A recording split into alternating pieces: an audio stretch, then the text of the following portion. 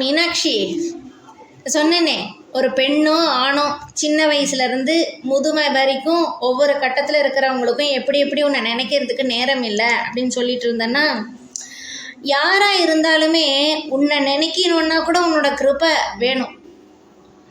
அதுக்கு நீ மனசு வைக்கணும். இதை நான் சொல்லலை.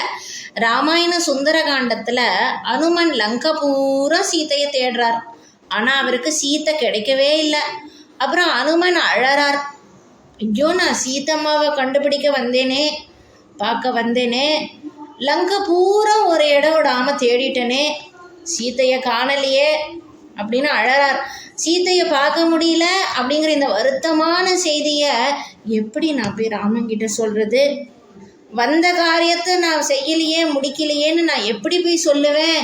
அதுக்கு நான் இந்த சமுத்திரத்திலேயே விழுந்து செத்து போயிடுறேன்னு அனுமான் அந்த சமுத்திரத்துக்குள்ளே போக போகிற அந்த க்ஷணம் அவருக்குள்ள ஒரு எண்ணம் தோணித்தான். என்னன்னா, அடடா, காரியத்தை ஆரம்பிக்கும்போது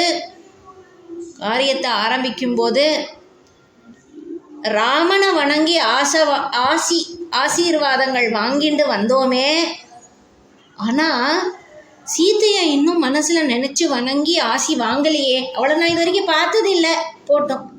ஆனால் மனசில் அவளை நான் நினைக்கணும் இல்லை, சீத்தம்மாவை மனசால் அவளை நினச்சி ஆசி வாங்கவே இல்லையே. அவள் ஆசீர்வாதம் கிடைச்சா தானே அவளை நான் தேடி கண்டுபிடிக்கணும்னு நான் செய்கிற இந்த காரியத்தில் சக்ஸஸ் ஆகும். மறந்தேனே. சீத்தம்மா, எங்கம்மா நீ? எங்கம்மா இருக்க நீ? நீ என்னடா அம்மா இல்லையா?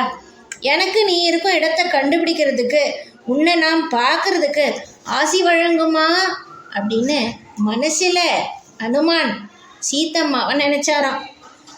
தன்னுடைய உள்ளத்தில் அப்படின்னு பிரார்த்தனை செஞ்சதுக்கு அப்புறமா, ஒரே ஒரு இடம் மிச்சம் வச்சுருக்கோமே தேடாமல், ஒரு வனம் இருந்ததே, ஒரு காடு இருந்ததே, அசோக மரம்லாம் நிறையா இருந்தது, அங்கே மட்டும் கடைசியாக ஒரு ட்ரை பண்ணிட்டு வந்துடலான்னு அப்புறம் போனாராம்.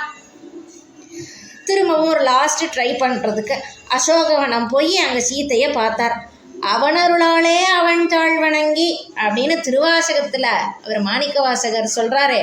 அவனருளாலே அவன் தாழ் வணங்கி சிந்தை மகிழ சிவபுராணம் தன்னை முந்தை வினை முழுதும் ஓய உரைப்பன் ஞான் அப்படின்னு நல்லா சொல்கிற மாதிரி, அவளருளாலே அவள் தாழ் வணங்கி, அதுவும் பொருத்திக்கலாமே, அர்த்தநாரி தானே நீ.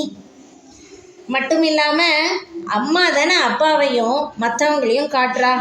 அவனை காட்டிய அவள்னு தானே இந்த சீரீஸ் 2 புக்குலேயும் என்னை நீ எழுத வச்சுருந்தியே மீனம்மா, சரிதானே? இங்கே பாரு, அந்த ஒரு இது சொன்னேனே, அதனுடைய உதாரணம் படம்.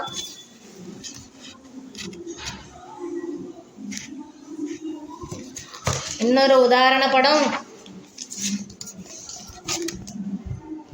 ஒரு சின்ன பொண்ணு, அப்புறம் ஒவ்வொரு வயசில் இருக்கிறவங்களும் ஒவ்வொரு விதமான ஒரு சுச்சுவேஷனில் இருக்காங்க. கடைசியில் எல்லாம் முடிஞ்சு படிக்கணும்னு வர்றப்போ உயிரே இல்லை. இப்போ சொன்னதனுடைய சாராம்சம் இந்த படம். இன்னும் அடுத்தது சொல்கிறேன். சீத்தம்மா கிட்ட சொல்லியிருக்கேன் இல்லையா, அடுத்தது சொல்ல வரேன்.